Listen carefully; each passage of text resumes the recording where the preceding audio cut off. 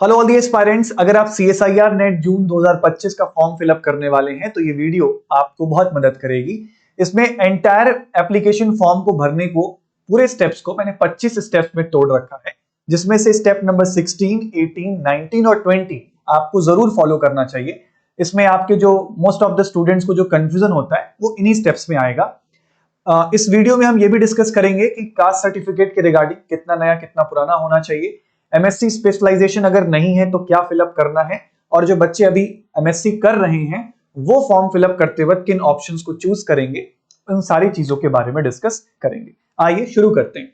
उससे पहले चूंकि एग्जाम की डेट्स आउट हो गई हैं तो IFS ने अपने 2 मंथ्स के लिए जो टेस्ट सीरीज है वो लॉन्च कर दिया है। इसकी वैलिडिटी 2 मंथ्स होगी। IFS 70 का प्रोमो कोड आप इस्तेमाल कर सकते हैं। इनके प्राइसेस आपको वेबसाइट पे मिल जाएंगे। इस टेस्ट सीरीज का प्लानर यलगार टेस्ट सीरीज के नाम से इसी वीडियो सेक्शन, इसी चैनल के वीडियो सेक्शन में भी मिल जाएगा।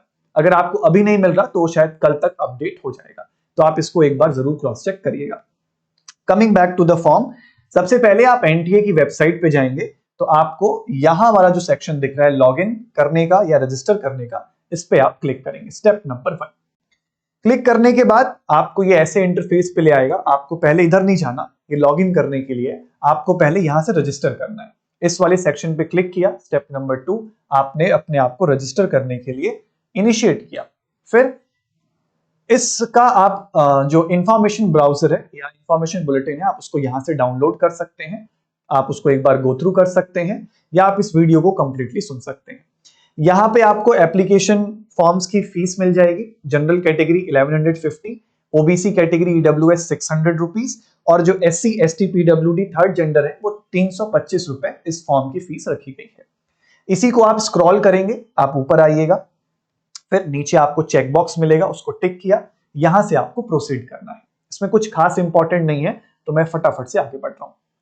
फिर आप स्टेप 5 पे आएंगे। स्टेप 5 में कुछ चीजें ध्यान रखनी है, जैसे आपको यहां पे अपना एक ID कार्ड सेलेक्ट करना है। कई सारे हैं, पैन कार्ड हो सकता है, आधार कार्ड हो सकता है। जनरली आधार सभी के पास होता है तो आधार सेलेक्ट कर लिया।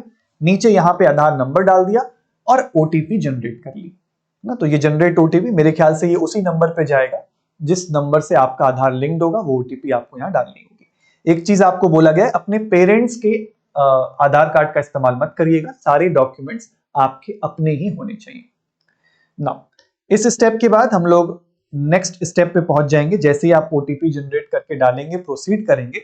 अब आप स्टेप नंबर 6 पे आएंगे। पहले वाले सेक्शन में ये ऑलरेडी आपके ना डिटेल्स आधार कार्ड से ले चुका होगा, ये भरे होंगे। फिर आपको नेक्स्ट वाले पे स्क्रॉल करके जाना है जहां आपको एड्रेस की इंफॉर्मेशन डालनी है, और इसके नहीं, आपकी अपनी पर्सनल इंफॉर्मेशन डालनी है। इसमें आपको कैंडिडेट नेम, और कैंडिडेट नेम तो ऑलरेडी फिल्ड होगा। इसमें guardians, mothers and father's name आएगा। देखिए, मदर्स एंड फादर्स नेम और अपना नाम आपको 10th सर्टिफिकेट के हिसाब से ही डालना है।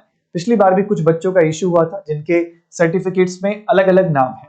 अगर आपके साथ ऐसा केस है तो आप अपने 10th सर्टिफिकेट के नाम को ही डालिए, क्योंकि NTA उसी नाम को वैलिड मानता है और उसी को एक्सेप्ट करता है।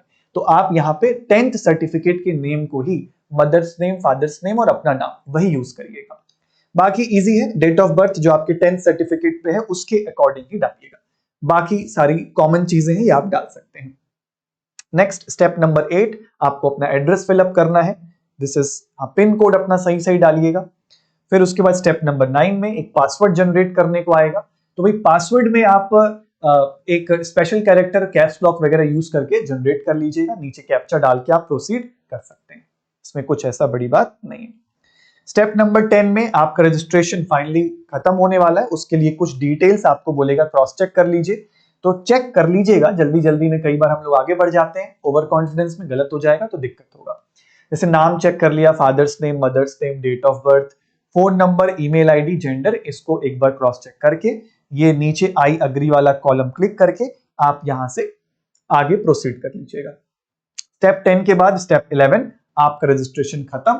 ईमेल ID को वेरीफाई करने के लिए ईमेल पे एक OTP आएगी, उसको डालिएगा। यहां से लॉगिन करके आप आगे बढ़ सकते हैं। फिर आपके मेल ID पे इस तरीके से पहले तो आपको एक मैसेज फ्लैश होगा कि आपका रजिस्ट्रेशन कंप्लीट हो गया है। अब आपको कहां जाना है? अपनी मेल ID पे जाना है। मेल ID पे आपको एप्लीकेशन नंबर का मेल आया होगा, वहां से एप्लीकेशन नंबर पिक करेंगे। उसमें भी आपको लिंक मिला होगा, आप सीधे लिंक पे क्लिक करके यहां आ जाइएगा। अब आप रजिस्टर हो चुके हैं, अब हमें लॉग इन करना है और अपना फॉर्म को कंप्लीट करना है। तो एप्लीकेशन फॉर्म डाल दिया, सॉरी एप्लीकेशन नंबर डाल दिया, पासवर्ड डाल दिया, कैप्चा डाल दिया, लॉग इन कर लेंगे। लॉग इन करने के बाद अब हमें अपना फॉर्म कंप्लीट करना है। पहला प्रोसेस हो गया रजिस्ट्रेशन का।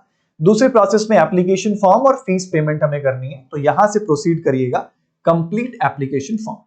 यह आपको सीधा लेके आ जाएगा सबसे फर्स्ट वाली कैटेगरी के अंदर, जहां आपकी कुछ पर्सनल डिटेल्स आपसे पूछे जाएंगे, जैसे candidate name, gender, mother's name, ID और ये सब। अब सबसे इंपॉर्टेंट है यहाँ पे कास्ट सर्टिफिकेट यानी कैटेगरी सर्टिफिकेट। आप अपनी कैटेगरी सेलेक्ट कर लिया, ओबीसी, एसटी, एससी या ईडब्ल्यूएस, जिसमें भी आप आते हैं उसको सेलेक्ट किया। आर यू डायबिटिक, ये सब कॉमन इंफॉर्मेशन है। फिर उसके बाद एनुअल इनकम उसी सर्टिफिकेट के हिसाब से ही सेलेक्ट करिएगा। जैसे ओबीसी वाले जो कैंडिडेट्स हैं, ईडब्ल्यूएस वाले जो कैंडिडेट्स हैं, उनके लिए एक बैरियर रखा गया है, तो कहीं जल्दी जल्दी में उस बैरियर से ज्यादा मत सेलेक्ट करिएगा, उस बैरियर से कम ही सेलेक्ट करिएगा। फिर ऊपर आपको आईडी कार्ड की डिटेल्स है, ये आप फिलअप कर सकते हैं। आधार को यूज करिए, हर जगह आधार की डिटेल्स आप आराम से डाल सकते हैं। फिर वही आधार आपको एग्जाम वाले दिन लेके भी जाना होगा। पैन कार्ड का भी इस्तेमाल आप कर सकते हैं। नाउ ओबीसी सर्टिफिकेट और कैटेगरी सर्टिफिकेट, ईडब्ल्यूएस सर्टिफिकेट कितना पुराना हो सकता है? तो सबसे पहली चीज मैं सजेस्ट करूंगा कि सबसे लेटेस्ट रखें, 2025 का रहेगा तो वेल एंड गुड है।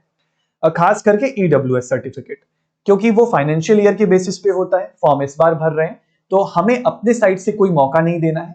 अगर अभी आपके पास इस साल का ईडब्ल्यूएस नहीं है तो क्या करें सर? अभी आप देखो अप्लाई करके क्या 10 दिन में आपको मिल सकता है? एग्जाम फिलअप करने के लिए जो दिन है इस बार थोड़े कम है, 23 जून तक ही आपको डेट दी गई है, तो क्या उसके पहले पहले आपको मिल जाएगा? तो ठीक है, नहीं मिल पाएगा तो पुराने वाले से ही फॉर्म फिलअप करके आप प्रोसीड कर दें, लेकिन एक 2025 का प्लीज बनवा लीजिए, उस प्रोसीजर को इनिशिएट करा लीजिए, ताकि ये हो सके कि जब आप फॉर्म फिलअप कर रहे थे आपने इनिशिएट कर दिया था, हाँ मिलने में हो सकता है आपको जब मिला वो एप्लीकेशन फॉर्म तब तक डेट जा चुकी थी।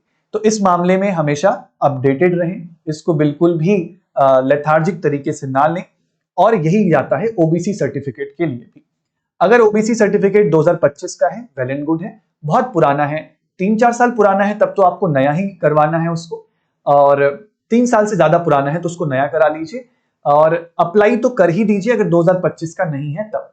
अगर आपको एप्लीकेशन फॉर्म की लास्ट डेट से पहले पहले मिल गया तो आप वही लगा के फॉर्म फिलअप कर दीजिएगा, नहीं मिला तो आप अपने पुराने वाले से ही फिलअप करके प्रोसीड कर जाइएगा। लेकिन आप अप्लाई कर लेंगे अगर आपके पास बहुत पुराना सर्टिफिकेट है ऐसे केस के अंदर, ठीक है। जनरली दिक्कत नहीं होती है, क्योंकि ये कोई जॉब ओरिएंटेड नहीं है या कॉलेज ओरिएंटेड नहीं है जहां डॉक्यूमेंट वेरिफिकेशन बहुत स्ट्रिक्टली होता है। लेकिन जब आप पीएचडी एडमिशंस वगैरह में जाते हैं तो वहां पे थोड़ा बहुत ध्यान रखा जाता है, लेकिन फिर भी हमें अपने साइड से मौका नहीं देना चाहिए। इसके जो फॉर्मेट्स हैं वो आपको इंफॉर्मेशन बुलेटिन में मिल जाएंगे, मैं आपको एक बार वो भी दिखा देता हूं। ये आपको जो इंफॉर्मेशन बुलेटिन हमें दी गई है, जब आप वहां से डाउनलोड करेंगे ना एनटीए की वेबसाइट से, वहीं से आपको मिल जाता है। हम लोग एक बार इसका फॉर्मेट भी देख लेते हैं। जैसे इसमें हमें ओबीसी के लिए जो फॉर्मेट है वो पेज नंबर 49 बता रहा है, तो पेज 49 पे आएंगे, ये रहा। तो देखो ओबीसी के लिए सेंट्रल का फॉर्मेट है, इस फॉर्मेट में होना चाहिए। एग्जैक्टली ऐसा नहीं है, आजकल ऑनलाइन जनरेट होता है, तो वो ऑनलाइन वाला फॉर्मेट भी होगा तो चलेगा, हाँ। लेकिन चूंकि गवर्नमेंट ऑफ इंडिया लिखा गया है तो इसका मतलब सेंट्रल लिस्ट में आपकी कैटेगरी आनी चाहिए। अगर सेंट्रल लिस्ट में नहीं आती है लेकिन आपकी फैमिली इनकम अभी भी 8 लाख से कम है, तो आप ऐसा करिए ईडब्ल्यूएस कैटेगरी से अप्लाई कर सकते हैं। ईडब्ल्यूएस का भी शायद ऐसा होता है, मुझे कंफर्म नहीं है, कि उसमें भी सेंट्रल लिस्ट का ही मानता है, तो उसका भी ध्यान रखिएगा। जैसे मैं ईडब्ल्यूएस सर्टिफिकेट आपको दिखाऊं, ये एससी और एसटी कैटेगरी का है। Yes, EWS government of India, यानी ये भी सेंट्रल गवर्नमेंट से लिंक्ड होना चाहिए, तभी ये वैलिड होगा। तो अगर आपके पास सेंट्रल लिस्ट वाला है तो आप उसको ही अप्लाई करिएगा ना, स्टेट वाला यहाँ पे वैलिड नहीं होगा, क्योंकि जो आप फॉर्म फिलअप कर रहे हैं ये सारी चीजें सेंटर से ही गवर्न हो रही है, इसमें स्टेट का कोई रोल नहीं है, तो स्टेट के सर्टिफिकेट्स यूज नहीं करिएगा, ये आपको ध्यान रखना है, ठीक है ना। नाउ और एक और चीज, जो स्टूडेंट्स अपीयरिंग में होते हैं उनके लिए भी एक फॉर्म दिया गया है, उसका फॉर्मेट कुछ ऐसा होना चाहिए, वो भी मैं आपको दिखा देता हूं। ये रहा, अंडरटेकिंग, ये रहा attestation form for the candidates जो अभी अपीयरिंग में। अगर आपकी एमएससी अभी चल रही है, ये मैं आगे आपको भी दिखा देता हूं, जब वो वाला स्टेप आएगा ना तो उसमें हम लोग डिस्कस कर लेते हैं ना। तो ये कैटेगरी के बारे में था, इंपॉर्टेंट है ये, यहाँ पे ढील आपको नहीं देनी, ठीक है। फिर यहाँ से आप स्टेप 17 पे जाएंगे, ये बहुत ईजी है, इसमें आपको कुछ एड्रेस वगैरह अपना डालना है, फिर कैप्चा डाल के आप यहाँ से प्रोसीड कर लीजिएगा। फिर आएंगे हम स्टेप 18 पे, ये स्टेप भी इंपॉर्टेंट है। देखिए सबसे पहले तो ऑफ कोर्स हम लोग मास्टर्स डिग्री के बेसिस पे अप्लाई करेंगे। अब इसमें एक कॉलम आएगा पास स्टेटस का, कि तो आप पास्ड हैं, उनके लिए तो दिक्कत ही नहीं है, जो पास्ट है किस ईयर में पास आउट हुए हैं वो फिल कर देंगे। कंफ्यूजन आता है उनके लिए जो अभी करंटली एमएससी में है, तो आप सेलेक्ट करेंगे अपीयरिंग या रिजल्ट अवेटेड। आपने एमएससी पास आउट कर ली है, आपके एग्जाम हो गए हैं, लेकिन आप रिजल्ट के लिए वेट कर रहे हैं, या आपकी एमएससी अभी चल रही है। अब यहीं पे आपको एक कॉलम मिलेगा ईयर ऑफ पासिंग या अपीयरिंग, तो आप किस ईयर में पास हो रहे हैं। जैसे अगर आपने 2024 में इनरोल किया होगा तो आप 2026 में पास हो रहे हैं, 2026 में लिखिए। आपके जो रिजल्ट आने वाला है वो 2026 में आने वाला है लेट्स सपोज, तो आप क्या लिखेंगे या आप क्या सेलेक्ट करेंगे 2026। आपका इसी साल 2025 में रिजल्ट आने वाला है, आप अभी एग्जाम भी देंगे या दे चुके हैं तो 2025। आपने 24 में एग्जाम दिया था, अभी रिजल्ट नहीं आया है, तो ऐसे केस में 24। समझ आ रही बात? तो इस तरीके से हम लोग सेलेक्ट करेंगे। इसके अलावा भी अगर आपको कोई डाउट है तो नीचे कमेंट्स में बताइएगा, हम उस कमेंट को भी एड्रेस कर देंगे, ठीक है ना। ऐसे बच्चे जिनका रिजल्ट अवेटेड होगा उनको क्या करना है, उनके लिए एक ऐसा फॉर्म है जो दिया गया है ब्राउज़र के अंदर ही, इस फॉर्मेट वाला फॉर्म है, इसका आप प्रिंट आउट निकाल सकते हैं। इसको फिलअप करके इसमें लिया गया है signature for the head of the department और इंस्टीट्यूट, इसको आप साइन करा के इसमें जो भी आपका स्टैंप वगैरह वो लगा के, शायद अपलोड करने का ऑप्शन आगे मांगेगा तो आप अपलोड भी इसको करेंगे, ठीक है। एक बार मैं कंफर्म नहीं हूं कि शायद अपलोड करने का ऑप्शन मांगता है या नहीं, लेकिन ये भी इंफॉर्मेशन बुलेटिन में दिया गया है कि भाई यस इस फॉर्मेट में आपको एक फॉर्म चाहिए, ठीक है। फॉर एनरोल्ड कैंडिडेट्स ओनली, जो अभी एमएससी में है ये उनके लिए ही है, ठीक है ना, या जिनका जो रिजल्ट का भी वेट कर रहे हैं, तो ये उन कैंडिडेट्स के लिए। कुछ बच्चों का ऐसा भी डाउट आ रहा था कि सर मेरे पास पिछले साल का, क्या हम वो लगा दें। अगर देखो नया बन सकता है, जैसे आपका पिछले सेमेस्टर का था, या मान लो पिछली बार आपने बनवाया था फॉर्म फिलअप करते वक्त, तो अगर दोबारा कर सकते हो तो कर लो, वरना आप उसके बेसिस पे ही फिलअप कर लेना, इतनी ज्यादा कोई दिक्कत आएगी नहीं ना। स्टेप 18 के बाद आएंगे हम लोग स्टेप 19 में। स्टेप 19 में भी कई बार चीजें कंफ्यूजिंग हो जाती हैं। एमफिल का कोर्स आपने किया है नहीं किया है ये लिखना है। Whether you have completed your masters degree course और इक्विवेलेंट कोर्स, क्या आपका मास्टर्स खत्म हो गया है, अगर हाँ तब, या फिर यस और नो वो मेंशन कर देना आप कि अभी खत्म हो गया या नहीं। इसके बाद कह रहा है वेदर कंप्लीटेड और परस्यूइंग, कि आप अभी कंप्लीट कर चुके हो और परस्यू कर रहे हो, तो फिर इसमें आपको अगर अभी चल रहा है तो परस्यूइंग करना है, यूनिवर्सिटी का नाम डालना, ईयर ऑफ एडमिशन किस साल एडमिशन लिया था, master's degree course department name chemistry department, master's degree course specialisation. अगर तो स्पेशलाइजेशन है कि भाई ऑर्गेनिक में स्पेशलाइजेशन है या फिजिकल में स्पेशलाइजेशन है तो सेलेक्ट कर लिया। स्पेशलाइजेशन ही नहीं है सर, ऐसा तो हमने मास्टर्स में एनरोल किया था सर, तो जैसे मेरे केस में मेरा कोई ऐसा स्पेशलाइजेशन नहीं था, तो मैंने अपने टाइम पे फॉर्म फिलअप करते वक्त यहाँ पे जो मेरा प्रोजेक्ट था वो फिजिकल केमिस्ट्री से रिलेटेड था, तो फिजिकल केमिस्ट्री सेलेक्ट कर दिया। या आपका ऑर्गेनिक केमिस्ट्री से रिलेटेड है तो आप ऑर्गेनिक केमिस्ट्री सेलेक्ट कर सकते हैं ना। तो बाद में आपको एक ऑप्शन देगा जिसमें आप डिस्क्राइब भी कर सकते हैं। तो यहाँ पे जो आपका अगर कोई स्पेशलाइजेशन नहीं है तो आप अपने प्रोजेक्ट के सब्जेक्ट को ही सेलेक्ट कर लीजिएगा ना। फिर भी कोई डाउट रहता है तो नीचे आप कमेंट्स में पूछ सकते हैं। फिर उसके बाद स्टेप 20 भी इंपॉर्टेंट है। इसमें पेपर का मीडियम ध्यान से इंग्लिश मीडियम या हिंदी मीडियम जैसा भी आप सेलेक्ट कर रहे हैं। फिर सब्जेक्ट, हाँ इसमें देखिए ऊपर अप्लाई फॉर, तो आप तीनों ही सेलेक्ट कर दीजिएगा। मेरे ख्याल से फॉर्म फिलअप करते हुए आप जैसे ही क्लिक करेंगे तीनों सेलेक्ट हो जाएगा। तो आप असिस्टेंट प्रोफेसर मतलब एलएस के लिए, जेआरएफ करते ही आप अपने आप तीनों के लिए वैलिड हो जाते हैं, और पीएचडी ओनली जो ये नया सेक्शन ऐड किया गया, ठीक है। इसके बाद एग्जाम के सेंटर्स, हाँ सब्जेक्ट स्पेशलाइजेशन, इसमें ना अदर्स का भी ऑप्शन आएगा। अगर आपका कोई स्पेशलाइजेशन नहीं था तो आप अदर्स वाले ऑप्शन में जाके उसको डिस्क्राइब भी कर सकते हैं कि भाई ये एरिया या फील्ड था ना, ऐसा भी आप कर सकते हैं। उसके बाद फिर नीचे आपके पेरेंट्स की डिटेल है, फिर कैप्चा भर के आप आगे बढ़ सकते हैं। इसके बाद बहुत सिंपल चीजें हैं, जैसे आपको अपनी फोटोग्राफ, ये साइज वगैरह ध्यान रखिएगा, अपना सिग्नेचर, और यहाँ पे आप अपनी caste certificate, category certificate if applicable वो डालेंगे। शायद यहीं पे जो अपीयरिंग स्टूडेंट्स हैं उनके लिए भी आएगा, आई एम नॉट श्योर। अगर आएगा तो वेल एंड गुड, आप मुझे कंफर्म करके कमेंट्स में बता सकते हैं, तो यहाँ अपलोड कर देना। और कास्ट सर्टिफिकेट आपका यहीं पे अपलोड होगा, उसके बारे में मैंने डिस्कशन किया कि कैसे कैसे होना चाहिए, ठीक है ना। साइज वगैरह का आप लोग यहाँ पे ध्यान रखना ना। आगे बढ़े अगर, तो स्टेप 22 में आपका ये कंप्लीट हो जाएगा। फोन नंबर को आप अपना वेरीफाई कर लीजिएगा ओटीपी वाले तरीके से। एप्लीकेशन फॉर्म की फीस आपको सबमिट करनी रहेगी 600, लेकिन उससे पहले आपको पेज को जैसे ही सबमिट करोगे रिव्यू करने को कहेगा। तो ये सारी चीजें एक बार क्रॉस चेक कर लेना कि सब सही है, तभी फाइनल सबमिट करना, जल्दी जल्दी में मत करना। कई बार मिस्टेक हो जाती है, फिर वो आगे चल के प्रॉब्लम बन जाता है, तो शुरू से ही थोड़ा सा ध्यान से। फिर स्टेप नंबर 24, आपको पेमेंट करना है। पेमेंट करते ही ऐसा आपका सक्सेसफुल हो जाएगा।